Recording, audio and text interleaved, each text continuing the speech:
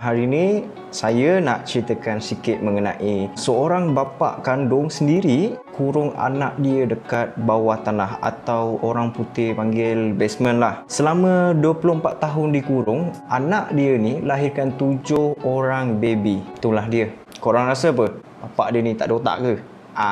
Pada 28 Ogos 1984, ada seorang budak perempuan ni, nama dia Elizabeth Fritzl, yang dilaporkan hilang oleh mak dia yang bernama Rosemary. Masa tu mak dia ni dah buat report polis sebab dia secara tiba-tiba je hilang. Tiba-tiba family diorang dapat sepucuk surat daripada Elizabeth. Elizabeth ni cakap dia dah bosan dengan kehidupan keluarga diorang and buat keputusan untuk melarikan diri. Pada 28 Ogos 1984, tarikh yang sama dengan kehilangan Elizabeth, pada hari tu bapa dia minta tolong Elizabeth untuk pasangkan pintu dekat basement tu lah. Tugas Elizabeth hanya pegang pintu je. Masa bapa dia ni dah siap pasang pintu, bapa dia terus tolak pintu. Elizabeth terus jatuh.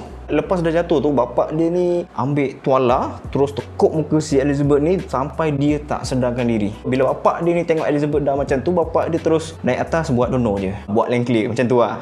Polis tak jumpa si Elizabeth ni. Dia semakin dilupakan. Jadi bapak dia ni dah tak risaulah sebab plan dia untuk jadikan anak dia hamba pemuas nafsu syaitan dia tu jadi kenyataan tanpa ada gangguan isteri ataupun pihak polis. Joseph akan turun ke basement setiap hari ataupun paling kurang 3 kali seminggu untuk membawa bekalan makanan kepada anak dia. Tidakkan dia turun ke basement setiap hari tak kantoi langsung dengan dia punya bini dia. Pada 2 tahun pertama, Joseph tak sentuh langsung anak dia. Dia just jadikan Elizabeth sebagai tawanan. Tapi selepas 2 tahun, Joseph dah start rogol Elizabeth. Elizabeth masa umur 11 tahun lagi dah kena rogol dengan bapak dia sebenarnya. Tapi dia diam je. Selepas beberapa bulan dia rogol, Elizabeth ni disahkan hamil and gugur pada minggu yang ke-10 usia kehamilannya. Tak lama lepas tu, 2 tahun seterusnya dia hamil lagi. Pada Ogos 1988, Elizabeth bersalin dan mempunyai baby perempuan yang dinamakan sebagai Kirsten. Lepas 2 tahun, bayi lelaki pula yang bernama Stephen. Kirsten dan Stephen duduk di bawah tanah bersama Elizabeth dan Joseph akan membawa makanan ke basement pada setiap hari untuk bagi diorang makan. Dekat basement tu kotor,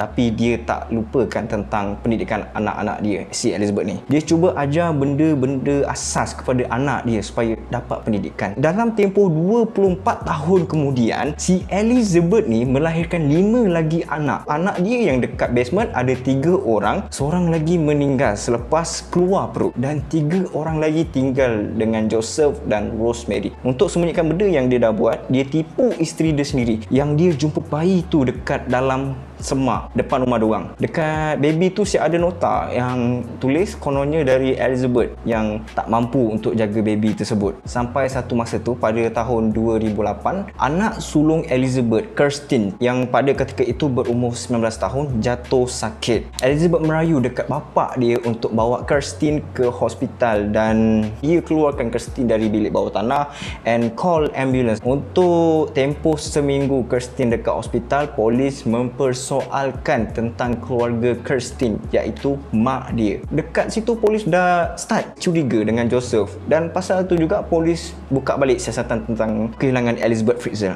Ingat lagi tak, Joseph kan ada buat surat palsu yang mengatakan surat tu dari Elizabeth. Surat tu polis baca balik and diorang nampak ada yang tak kena dekat dalam surat tu. Polis soal siasat si Joseph ni balik, tapi dia tak kena tahan sebab polis tak ada bukti yang kukuh yang mengatakan dia terlibat secara langsung dengan kehilangan Elizabeth. Pada 26 April tahun 2008, Elizabeth dilepaskan daripada tawanan Joseph. Lepas je Elizabeth keluar dari basement, dia terus menuju ke hospital untuk tengok keadaan anak dia. Pihak hospital pun bagi tahu polis yang Elizabeth datang untuk tengok anak dia. Polis dapat tahu je yang si Elizabeth ni ada, diorang terus lincah pergi hospital, tak cakap banyak babe.